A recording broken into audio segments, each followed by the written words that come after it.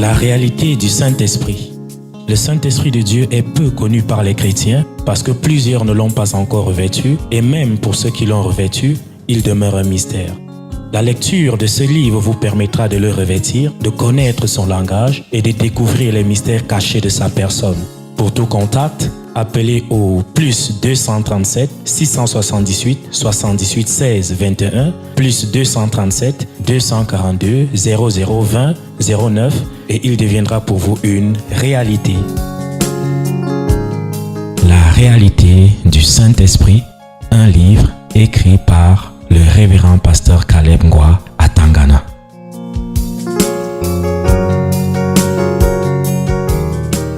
Vous voyez? Et les deux autres frères, Jacques et Jean, ils sont avec leur père. On ne dit pas les commentaires. Vous savez que la Bible a été juste concise, pour ne pas entrer dans tous les détails. On peut imaginer ce que Zébédée, leur père, a dit. En voyant que lui, étant déjà avancé en âge, et il avait ses deux enfants qui étaient ses bras droits pour assurer l'industrie familiale. Et voilà un inconnu qui vient les appeler et sans réfléchir, il le laisse avec le travail. Sans demander même son avis, il le laisse là et il suit cet homme. Vous pensez que ce père-là a fermé sa bouche juste comme ça? Hein? Vous pensez que c'était plaisant pour lui de se retrouver seul, abandonné, avec les filets déchirés dans la mer et ses deux enfants qui l'ont toujours soutenu dans ce travail sont en train de partir. Ils l'ont laissé sans au revoir dès qu'ils ont été appelés. Vous voyez? Ceux-là qui n'ont pas connu ce genre de conversion radicale, c'est difficile pour eux d'aller loin avec Jésus. Difficile. Plusieurs fonctionnent dans le système de la religion. C'est pour cela que, avec le temps, leur esprit se ferme et se referme, c'est-à-dire ils ne comprennent rien. Ils ne comprennent rien de Dieu. Ils ne comprennent rien de l'Évangile. Ils ne comprennent rien de la Bible. Et vous les voyez à l'église, ils ne sont pas là pour Jésus. Ils ne sont pas là pour dire qu'ils vont pécher les hommes. Non, ils sont là pour leur entretien. Leur entretien personnel. Pour leurs intérêts personnels. C'est la religion personnalisée qui est devant. Comme certains peuvent quand même savoir que voilà, l'homme qui nous parle, c'est un homme de Dieu. On va dans son église, on sera protégé. Donc, ils sont là pour eux-mêmes. Donc, pour être protégés, pour être sécurisés, pour être gardés.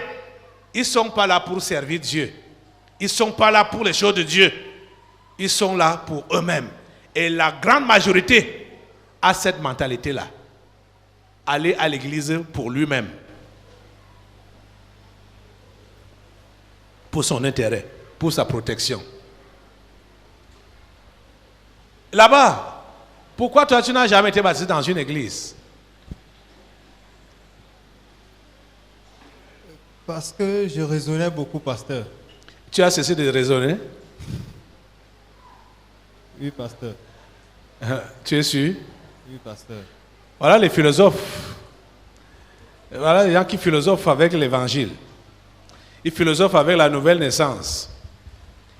C'est la radicalité qui vous manque.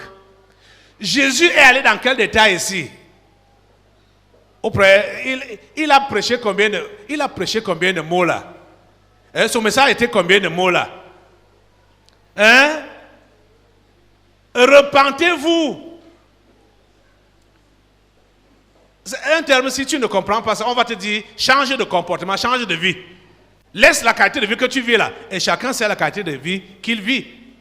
Et qui ne plaît pas à Dieu. On te dit change ça. Change ça.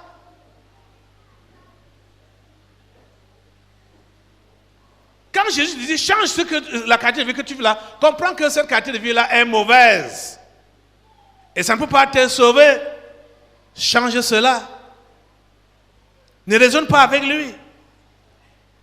Et si tu as répondu à son appel, là, tu seras derrière lui et tu apprendras donc davantage. Et c'est là donc que la Bible va devenir ton compagnon de tous les jours, où tu vas donc lire pour être instruit dans les voies de Dieu. Tu ne peux pas dire, ici, Jésus était physiquement avec eux, et vous allez voir que depuis ce temps qu'il les a appelés, ils ont fait 3 ans avec lui, sans plus jamais le quitter. Jusqu'au jour de sa mort. Ces gens,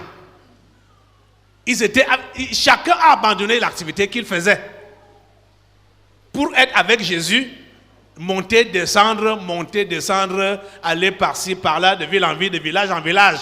Ils ont abandonné leurs activités et leur famille. Du coup, comme ça, ce n'était pas des irresponsables, ils avaient des familles, ils avaient des femmes et des enfants. Quand Jésus les a interpellés, comme vous avez suivi la lecture là, ils ont fait exactement comme vous avez vu là. C'est 3 ans après, quand Jésus est mort, et même déjà ressuscité, que Simon repense à la pêche. Et là, on voit que c'était la régression. Il était en train de rétrograder. Est-ce que Jésus lui avait dit qu'après 3 ans, tu vas repartir à la pêche des poissons? Jésus avait déjà changé sa carrière pour lui dire que tu deviens désormais le pêcheur des hommes et non des poissons. Mais quand Jésus est mort, Pierre a dit à ses autres camarades que, ok, aujourd'hui, moi, je retourne à la pêche. Il est parti là-bas. Vous savez qu'il n'a rien pris. Il n'a rien pris. Ça n'a pas donné. Jésus, dans sa compassion et son amour, il le retrouve encore là-bas, dans la mer. Ironiquement, il leur a dit, les enfants, vous n'avez rien à manger. Donc, comme ils n'avaient plus, ils ont vu que c'était serré, dur. Hein? Donc, il faut aller chercher quand même quelque chose à manger. Vous n'avez rien à manger. Ils ont dit qu'il n'y a rien. Il dit, bon, j'étais un peu le filet de ce côté-là. Jésus a eu pitié d'eux pour leur donner encore du poisson. Le jour-là, c'est là que Pierre, ils ont reconnu que c'était Jésus. Il a eu honte, il est seulement tombé dans l'eau. Il est seulement tombé dans l'eau. Et Jésus leur a préparé le poisson braisé. Le poisson braisé. C'est Jésus même qui a préparé ça. Hein? Vous voyez? C'est pour dire quoi? Plusieurs parmi vous, vous n'êtes pas encore convertis. Pas parce que vous n'avez pas entendu l'évangile comme il fallait. Mais vous-même, vous avez mis une barrière.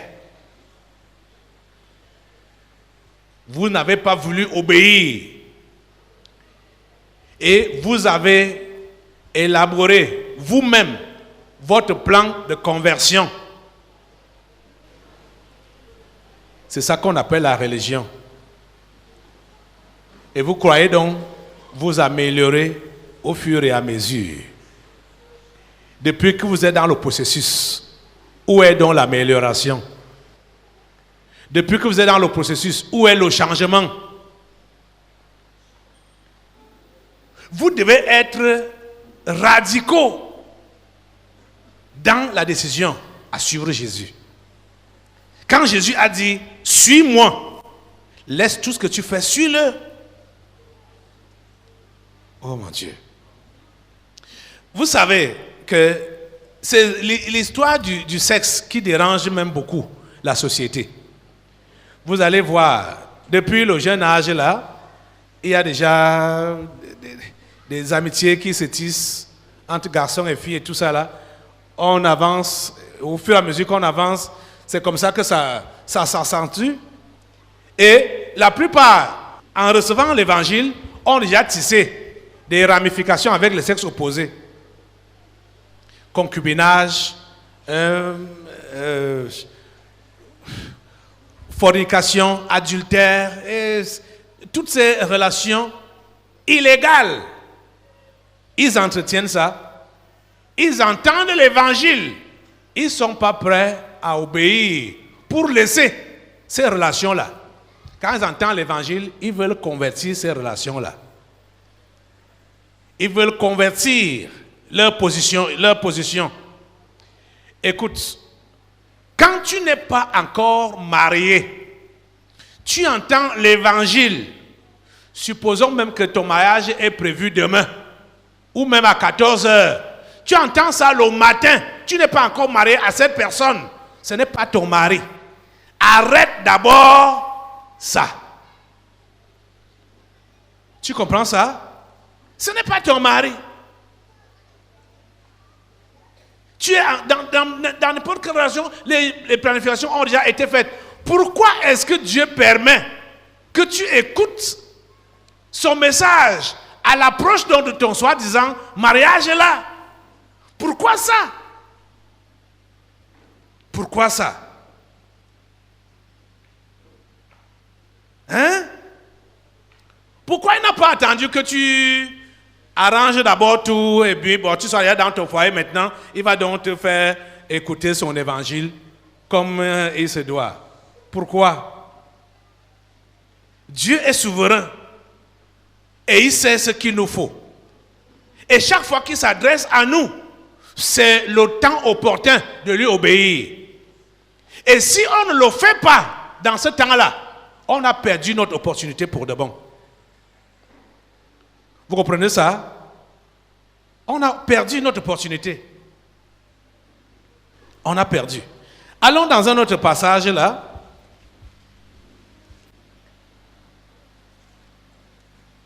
Simon, Pierre, André, Jean, Jacques, ça c'était des pêcheurs de poissons.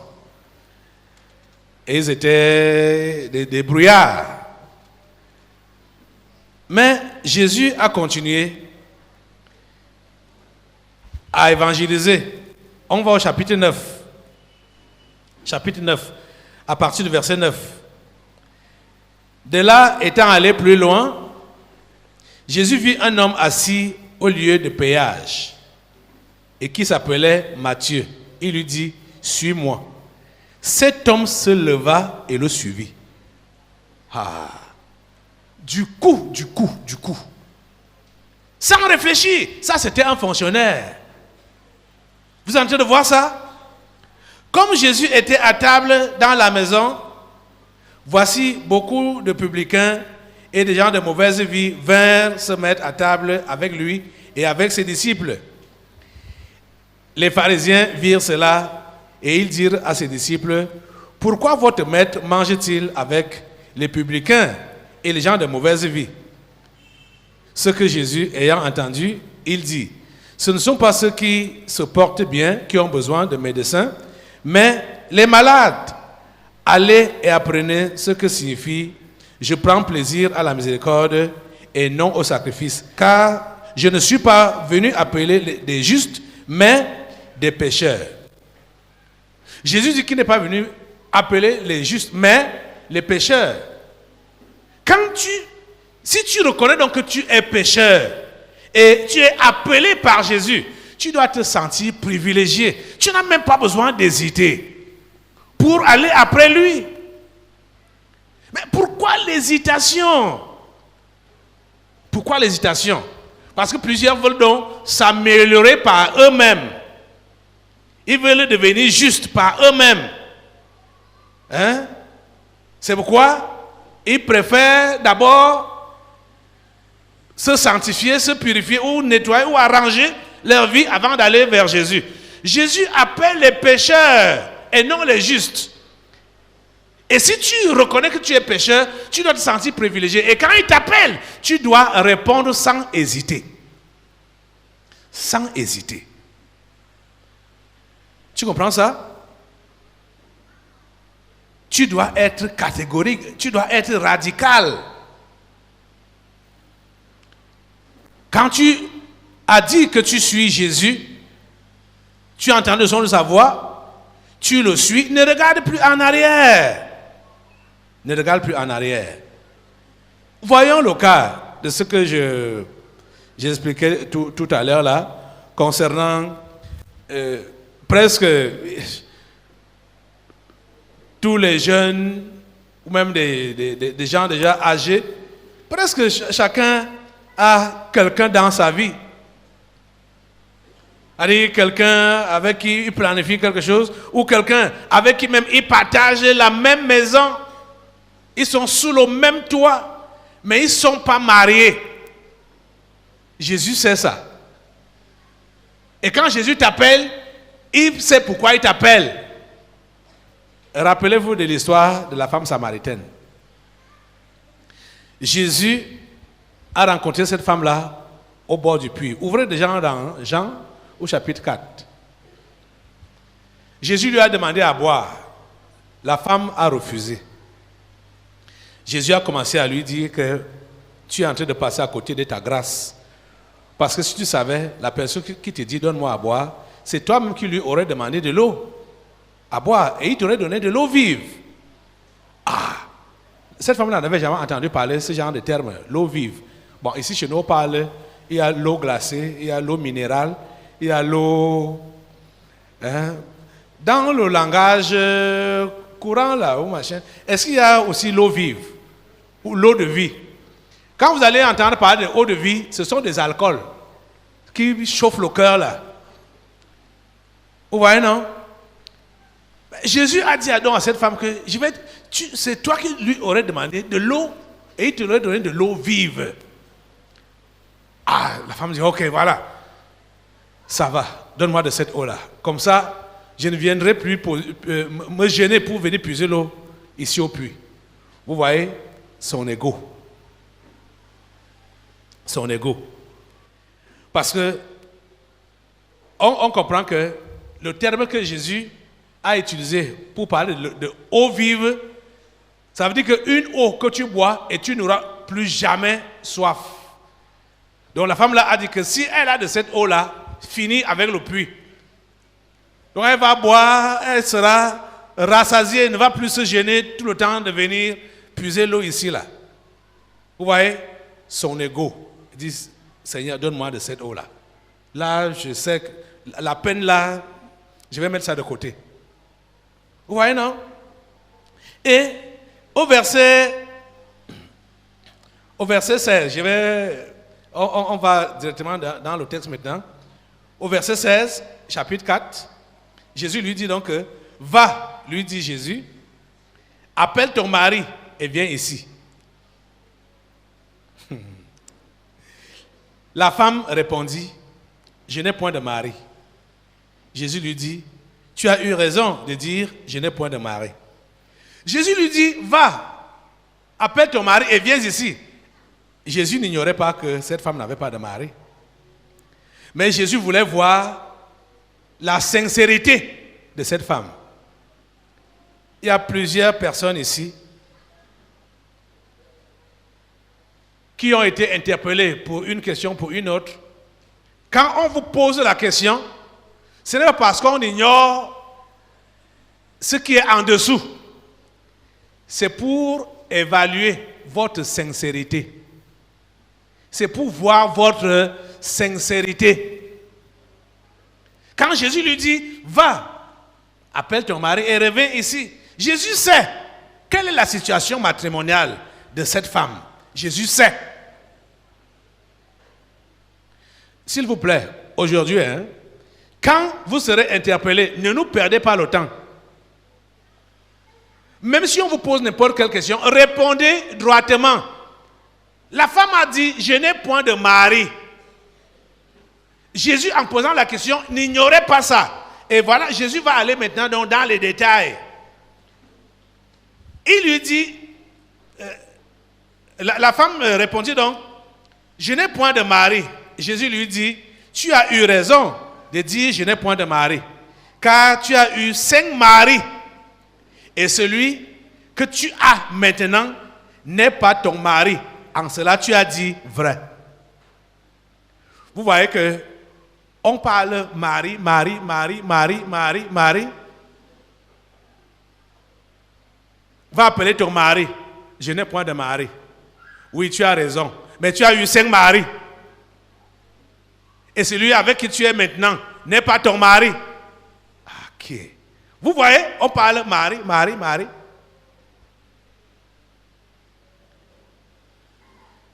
Ça se parle comme quand vous vivez dans le concubinage là. Tu l'appelais ton mari, non? Hein? Oui, pasteur. Toi aussi, tu l'appelais ta femme? Oui, pasteur. Mais vous-même, vous seul, vous saviez que vous n'êtes pas marié. Je faisais même souvent beaucoup de problèmes avec le problème de mariage. Hein? J'avais souvent trop de problèmes avec lui, avec le problème de mariage, parce que je savais que le concubinage était un péché. Même en demandant à la catéchèse, là, je savais que c'était le péché. Oui, quand il m'énervait un peu, il disait seulement que pardon, laisse-moi, je ne suis même pas ta femme, on n'est pas mariés. Oui. Puisque chez nous, mon père les a dit à tous ses gendres qui n'aiment pas qu'on vit en concubinage avec ses enfants. Que si quelqu'un prend son enfant, la personne ne peut pas seulement signer l'acte de mariage. Et j'ai même su ça. Moi, je savais aussi quand les parents acceptent que c'est le mariage. C'est quand j'ai accouché, on allait faire l'acte de naissance. Je comprends qu'on vient avec les témoins. Les témoins, moi aussi je viens. Quand je fais aussi, je vois l'acte de l'enfant, on écrit enfant né hors mariage, reconnu par son père. C'est ça qui m'a tiqué la tête.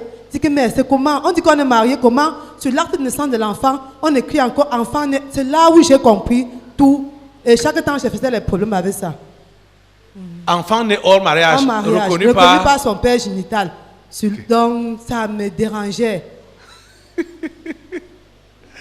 Oh mon Dieu. Voilà un cas ici. La femme là a connu, dans vos termes là-bas, et même dans les termes qu'ils ont utilisés, c'est combien de mariages? 6 mariages, parce qu'elle était dans le 6e. Et ce n'était même pas un mariage confirmé.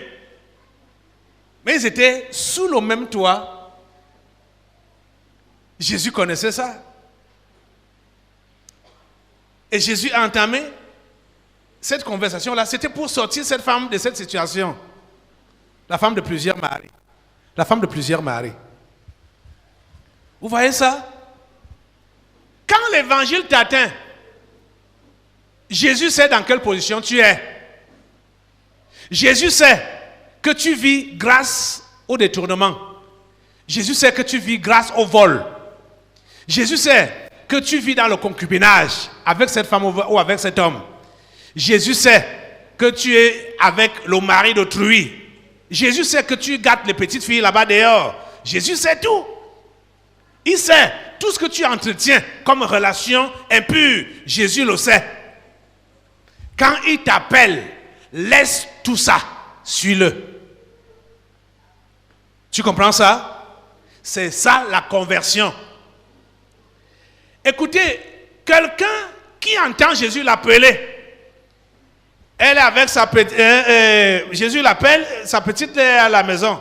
Donc Jésus, je vais venir, mais je vais d'abord finir avec la petite. Cette personne-là ne pourra jamais connaître une vraie conversion.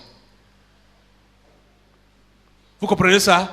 Que oui, j'ai compris, mais pour la dernière fois, comme on a été ensemble depuis là, bon, je vais lui dire au revoir, et ce sera la dernière fois, et je lui dis que okay, ça va, comme ça là, je vais suivre Jésus. Ça, c'est la religion. Vous comprenez? Et c'est comme ça que plusieurs se comportent. Si vous êtes étonné de votre vie chrétienne misérable aujourd'hui, c'est parce que depuis le début que vous avez écouté le pur évangile, vous ne vous êtes pas décidé une seule fois. C'est ça qui vous dérange. Vous ne vous êtes pas décidé, vous n'avez pas pris la décision une seule fois. Ça part dans tous les domaines. Je dis dans tous les domaines. Dans tous les domaines. Vous devez être catégorique dans votre décision de suivre Jésus. Cela va vous protéger. Le chemin est long. Comme Sylvestre a dit, il a dit que le chemin est long. Et le chemin est long. Pasteur, donne-moi la Saint-Esprit. Comme le chemin est long. Je veux la Saint-Esprit. Effectivement, le chemin est long. Mais parce que le chemin est long, tu dois bien démarrer. Tu dois bien démarrer. Vous savez, sur les terrains d'athlétisme là, quand on a dit à vos marques prêts, partez, l'athlète qui a toujours été premier, mais qui démarre mal, ne pourra jamais être premier dans la course là. Jamais. Il a toujours été premier. C'est lui-même qui détient la médaille, soit mondiale ou olympique. Quand on a dit à vos marques prêts, le pistolet fait pack, lui il glisse, il fait un mauvais départ, alors que les autres ont déjà démarré et il ne peut jamais être premier. Pourquoi? À cause du mauvais départ. C'est comme ça dans la chrétienté. Quand tu démarres mal la chrétienté, tu ne pourras pas arriver à destination. Le démarrage compte beaucoup. Beaucoup. Beaucoup. Le chemin est long. Mais il faut bien démarrer. Dis à ton voisin, il faut bien démarrer. Dis à ton voisin qu'il faut bien démarrer le christianisme.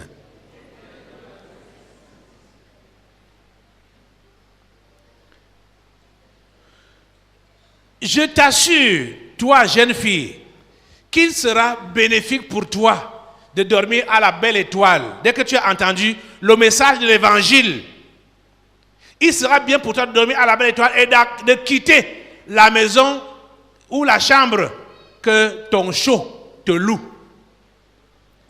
Quand tu as entendu le pur évangile, tu n'as plus le droit de dormir dans cette chambre-là. Si tu veux aller loin, tu comprends ça?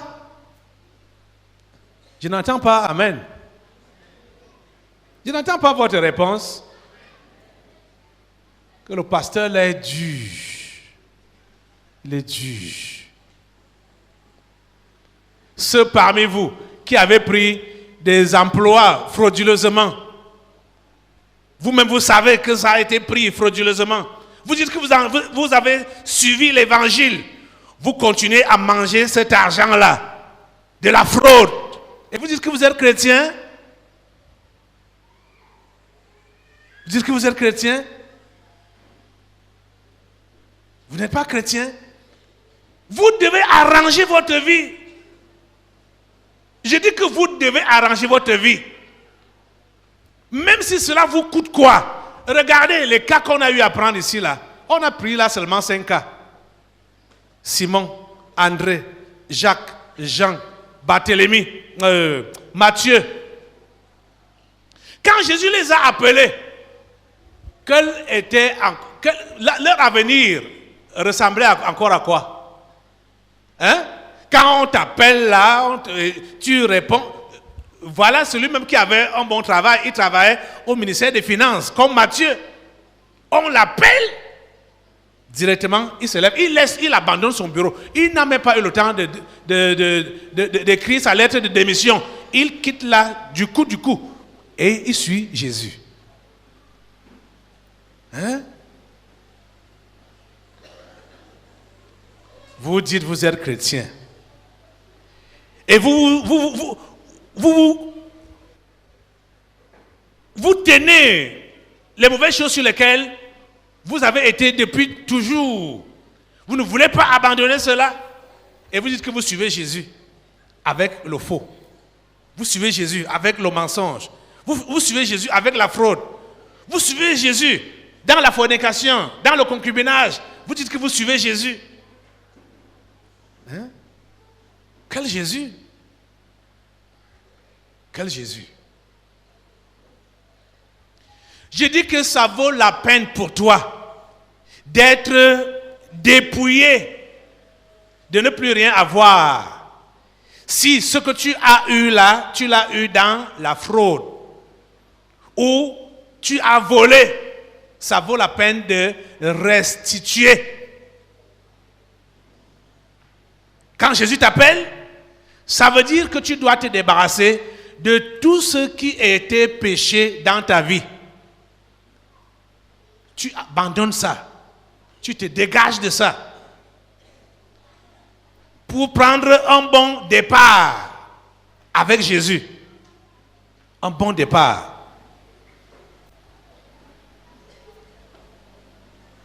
Vous connaissez également l'histoire de Zachée. Pour ceux qui lisent la Bible.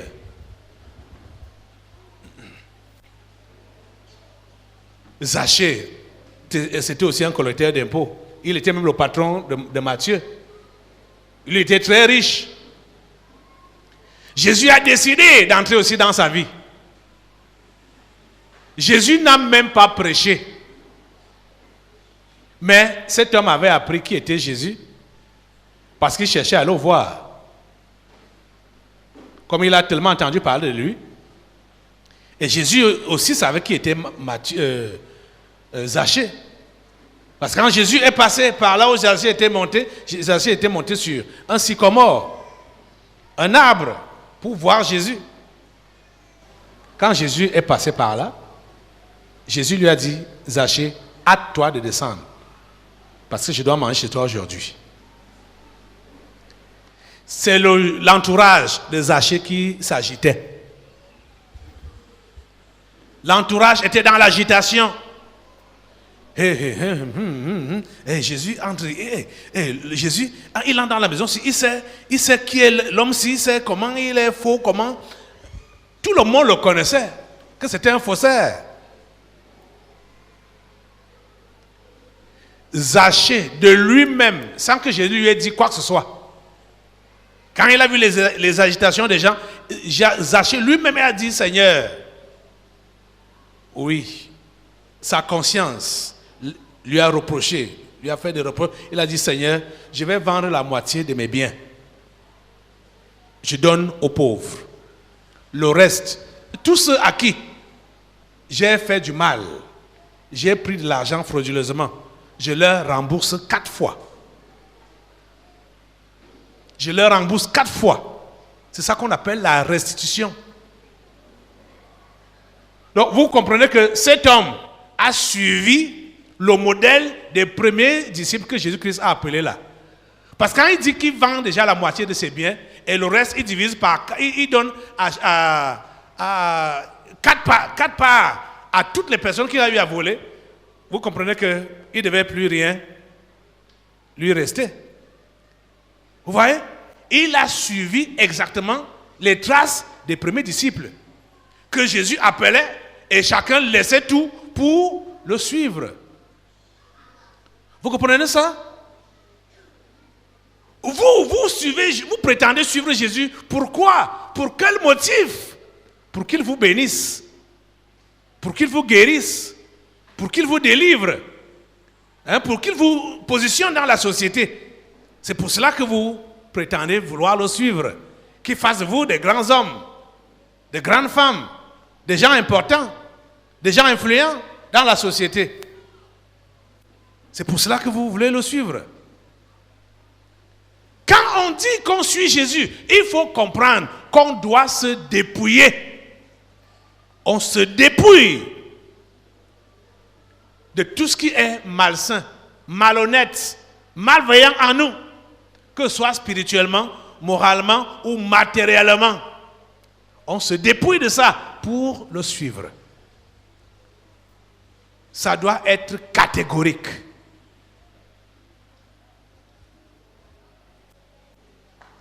Quand cette décision-là a été prise de cette façon, ce que Jésus a donc dit, les persécutions, les persécutions, les outrages, les calomnies, ça ne va pas donc manquer. Et ça va commencer dans la famille.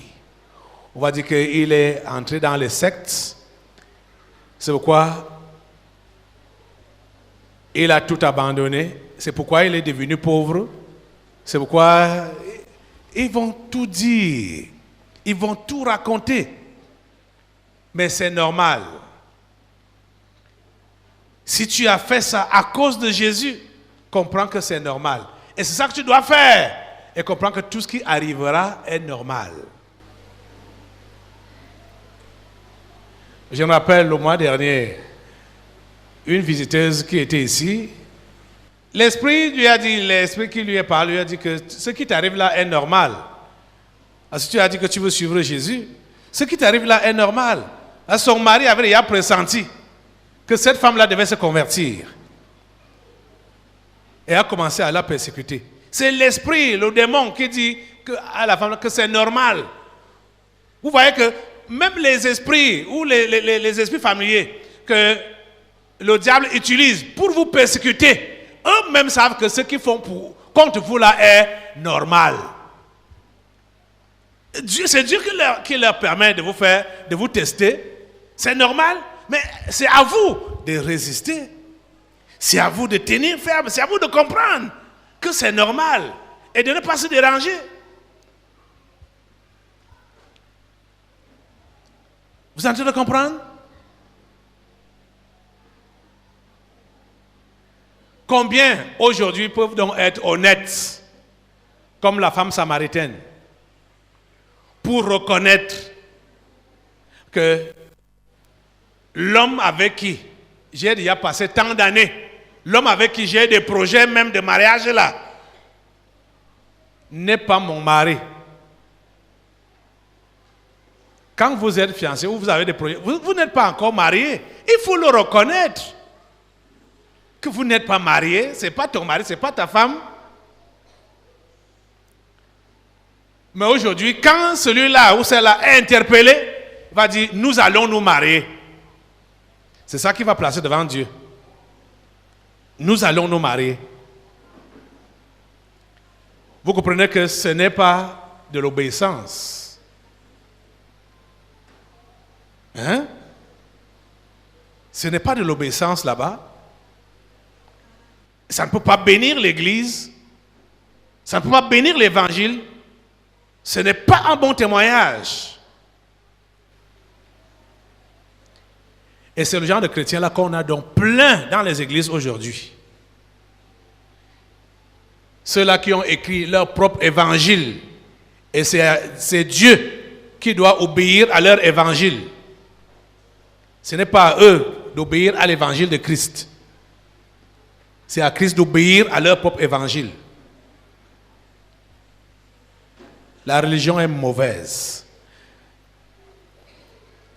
L'esprit qui a créé ça, la religion, cet esprit-là est pour les abîmes, pour l'enfer, pour l'éternité. Si toi, tu continues à appliquer son système, son modèle, sa façon de faire, je parle de la façon de faire de la religion, tu vois que tu vas subir le même sort pour rien, alors que tu avais la possibilité de faire autrement, c'est-à-dire d'obéir au Seigneur.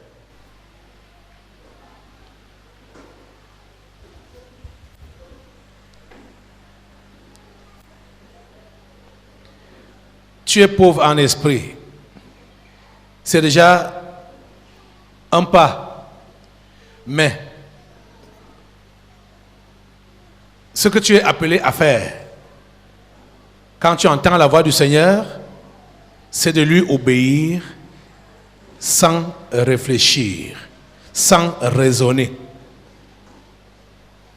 Aussitôt, il te parle, aussitôt, tu agis. Sans lui donner des moratoires. Tu as compris ça?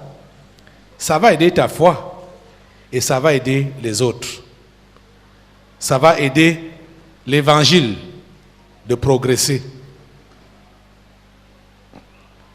Je vous réinvite toujours à la lecture de la Bible assidue.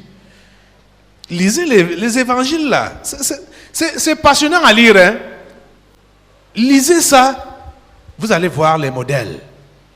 Et essayez de comparer avec votre modèle à vous. Quand tu as dit que tu donnes ta vie à Jésus, Comment est-ce que tu as fait? Est-ce que ça a été spontané? Comme le cas qu'on a eu à lire là? Est-ce que tu as été vrai? Comme la femme samaritaine? Vous pensez que après l'entrevue de Jésus avec cette femme-là est encore allée dormir dans la maison là? Hein? Hein? Ils ne répondent pas. Hein? Vous pensez que la femme là est encore allée dormir dans la maison là?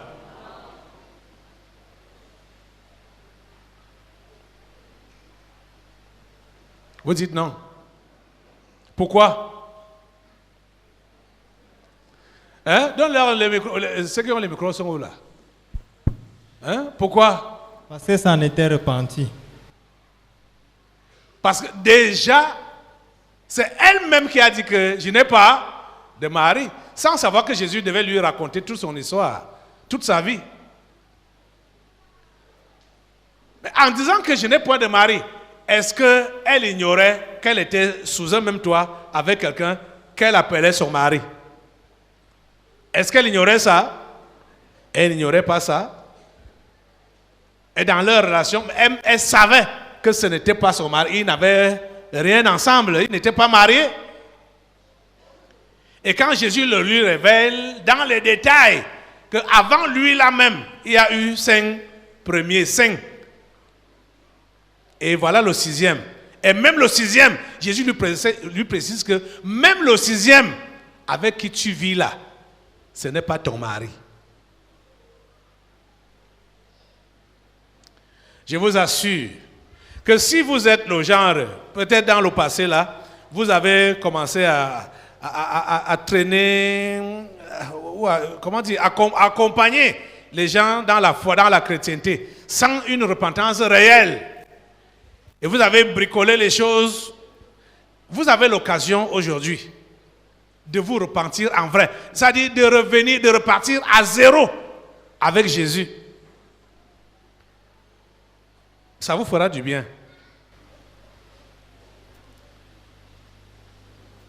Et ça fera avancer le travail de Dieu. Tu comprends ça? C'est quoi?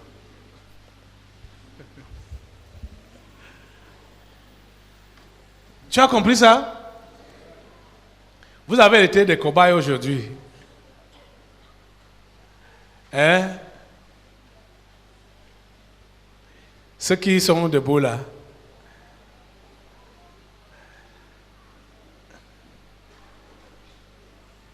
Vous voulez devenir les pêcheurs d'hommes? J'ai voulu que vous me teniez compagnie debout aussi aujourd'hui là. Hein?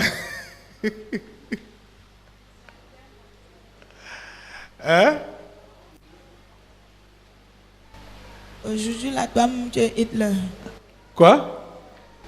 Toi-même, tu es Hitler aujourd'hui. Hitler? Que je suis Hitler aujourd'hui? Non. Pourquoi? Tu as bombardé. C'est ce que j'ai toujours fait. C'est juste une répétition. Aujourd'hui, là, c'est un bombardement. Donc j'aurai le prix Nobel de la paix. Ouais.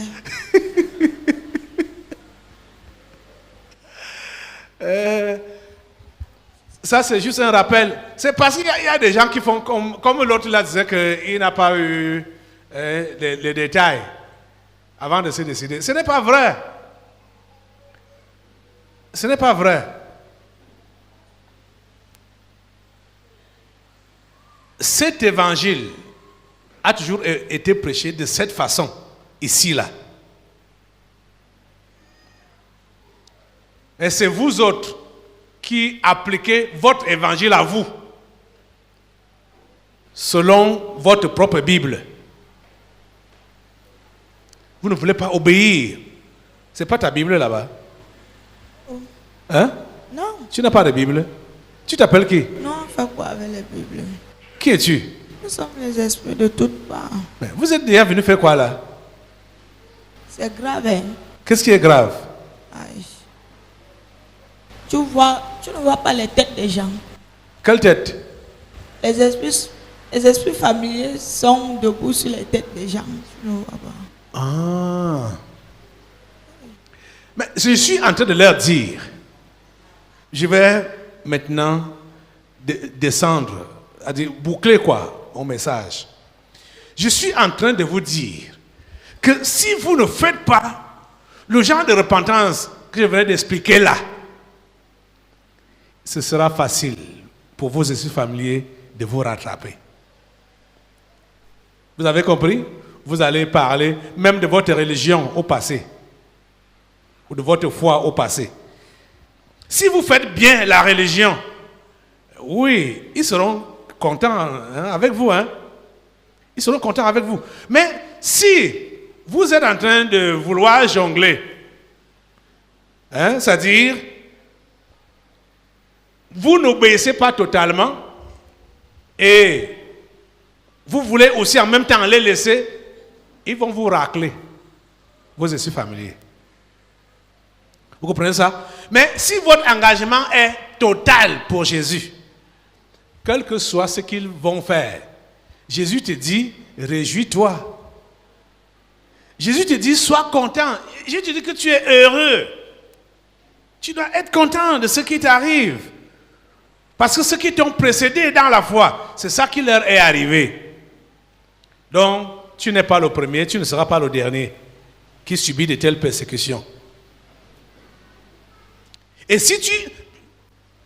L'autre côté est que si, depuis que tu dis que tu as donné ta vie à Jésus, et la mer est calme autour de toi, au niveau de ta famille, au niveau de ton lieu de service, au niveau de ton quartier, tout est calme, tu es en paix avec tout le monde.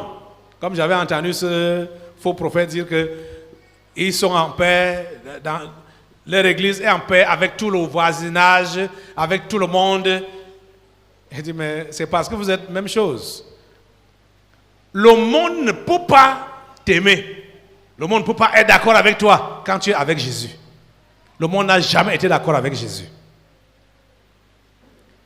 Ta foi véritable en Jésus sera manifeste ou vérifiée quand tu vas vivre donc ces attaques, ces persécutions, venant d'abord de ta famille directe. Venant de ta famille directe. Ton père, ta mère, tes enfants, tes soeurs, la famille africaine élargie, ça viendra même des gens du dehors qui n'ont même rien à faire avec toi.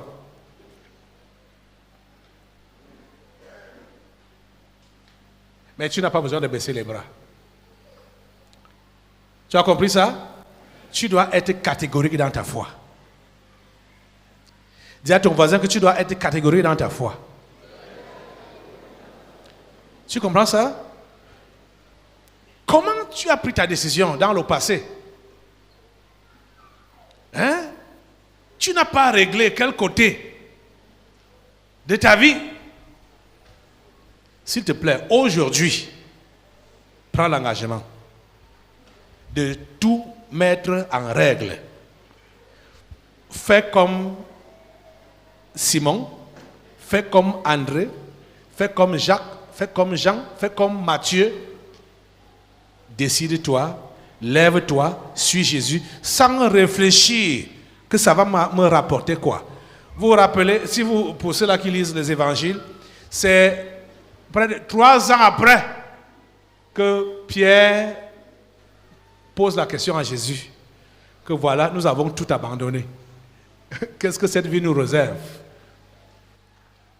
Des années après,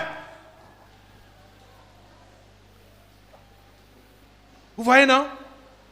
Mais vous autres, vous n'arrivez même pas à décoller. Pourquoi? Parce que vous dites, mais Jésus, je vais tout... Tu n'as pas encore abandonné. Je vais tout abandonner. J'aurai quoi devant? Tu vois? C'est pourquoi tu ne démarres pas ta foi. Je vais tout abandonner. J'aurai quoi devant? Quand je vais lever mes mains là, j'aurai quoi devant? Est-ce que je pourrais me marier? Est-ce que je pourrais avoir des enfants? Est-ce que je pourrais m'établir dans cette vie. On a vu hier l'inventeur de la dynamite, il n'a pas eu de femme ni d'enfant parce qu'il est venu pour une mission diabolique sur cette terre. C'était un ange déchu. Hein? Quelle est ta mission? Tu sais ce que Dieu veut te confier comme mission? Ou qui t'a confié comme mission? Bien avant même ta naissance, tu es venu sur cette terre. Tu vas où avec la femme, avec les enfants?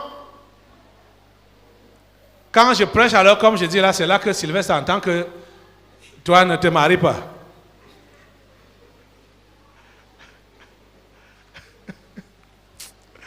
Oh Seigneur. Oh. Les gens ont des problèmes. Des faux problèmes. Hein? Le problème de l'enfant là, ce n'est pas le mariage. C'est quoi alors? Il brûle. Uh-huh. Il brûle. Et il va encore. Et il ne sait pas que les revenants sont alignés devant lui. Il m'amuse. Tu as d'abord fait 5 enfants avec une revenante. C'était même 5. C'était 7. 7, hein? Heureusement, les autres sont allés sur les fausses couches. Sur les fausses couches. Imagine un peu que les 7 vivaient. Bataillon d'intervention rapide. Le jour même qu'il se marie, on viendra lui donner les 7 là. Uh-huh. Il va voir ce que tu vas faire.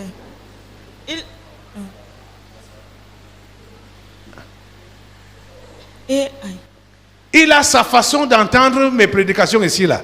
C'est qu'il prend tout en cours. Okay. Il dort, donc par séquence. Uh-huh. Oui. Sur un culte, ou c'est le culte, ou c'est quoi? Oui, le culte. Voilà. Pour lui, ça, 6 séquences. S'il y a eu 2 heures de bavardage, il s'est réveillé 6 fois. Donc, ce qu'il a suivi, on parlait, il n'a pas compris. Il va seulement comprendre, abandonne ça.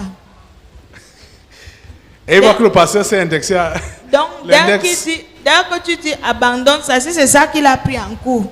Donc, les idées que j'étais en train de mijoter là, comme je disais que c'est le mariage, ça veut dire qu'il me dit d'abandonner ça. Il ne sait même pas ce qu'on lui a demandé d'abandonner. Uh-huh.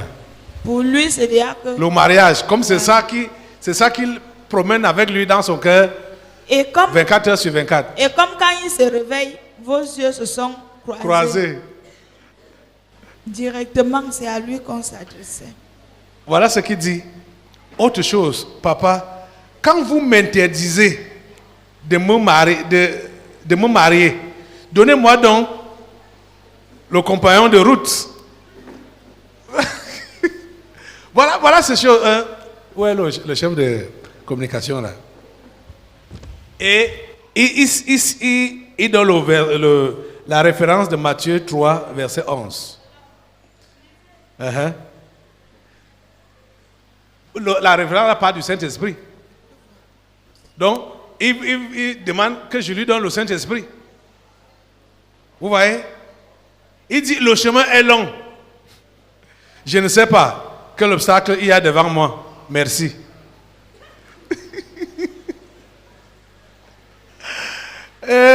Sylvestre, tu es bizarre.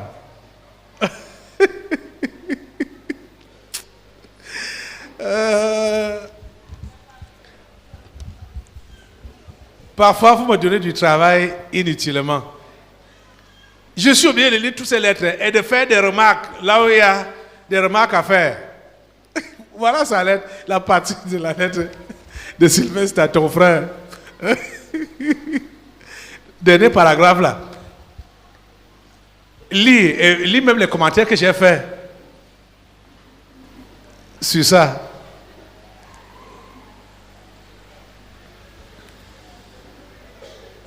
Oui, vas-y. Autre chose, papa, quand vous m'interdisez de me marier, donnez-moi donc le compagnon de route. Matthieu 3, 11. Le chemin est long. Je ne sais pas quel obstacle il y a devant moi. Lisez Matthieu 3, 11 là. Merci, Sylvestre. Et vous avez dit exactement comme Simon le magicien, acte 8, du verset 18 à 19. Lisez ça, les deux références. Matthieu 3, 11 et acte 8, 18 à 19. Matthieu 3, 11 dit quoi? Moi, je vous baptise d'eau, mais pour vous amener à la repentance. Mais celui qui vient après moi est plus puissant que moi. Et je ne suis pas digne de porter ses sandales, ses souliers, pardon. Lui, il vous baptisera du Saint-Esprit et de feu. Donc, il me demande de lui donner le Saint-Esprit. À moi, que moi je dois lui donner le Saint-Esprit. C'est ça que j'ai dit, exactement comme Simon le magicien, dans Acte 8, 18 à 19. Prenez Acte 8, 18 à 19. Acte 8, 18 à 19. Lorsque Simon vit que le Saint-Esprit était donné par l'imposition des mains des apôtres, il leur offrit de l'argent en disant: accordez-moi aussi ce pouvoir, afin que celui à qui j'impose les mains reçoive le Saint-Esprit. Vous voyez? La même chose. Quand j'ai évoqué son histoire là, vous avez compris, vous avez suivi les démons qui sont sortis là. Le premier était quoi? La divination. Il est exactement comme Simon le magicien. Qu'est-ce que le mysticisme t'a fait pour que tu t'attaches tellement à lui comme ça, Sylvestre?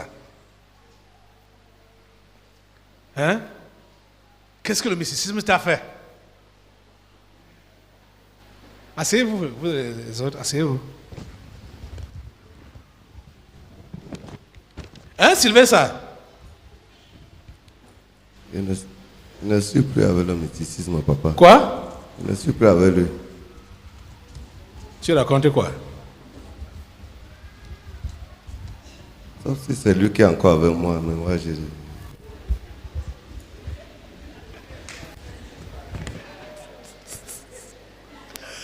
Et qui?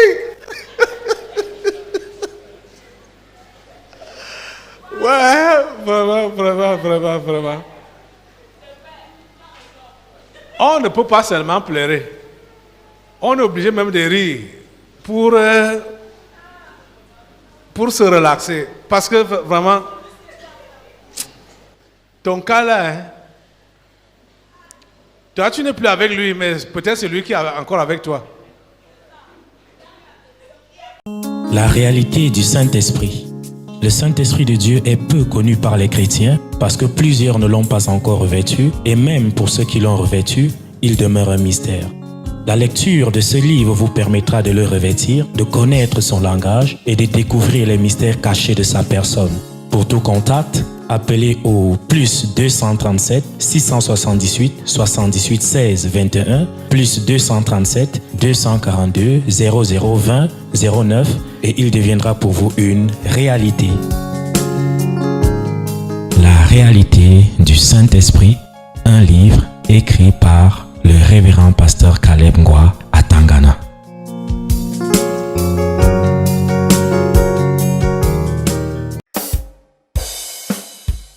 Écoutez Fed Radio en ligne, 7 jours sur 7, 24 heures sur 24 et partout dans le monde.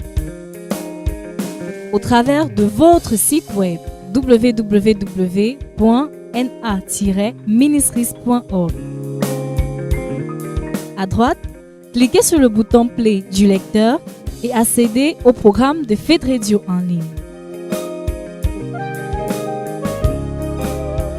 Sur smartphone, tablette et ordinateur, ne manquez pas la retransmission en direct du concret du surnaturel tous les jeudis dès 17h30 et dimanche dès 7h.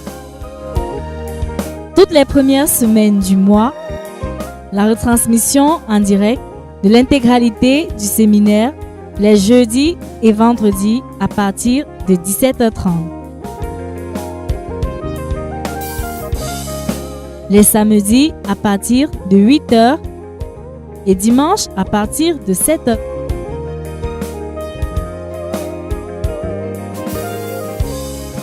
Pour plus d'informations, contactez-nous sur Twitter à l'adresse www.nguatanganaf.com, sur Instagram à l'adresse www.nguatanganaf.com.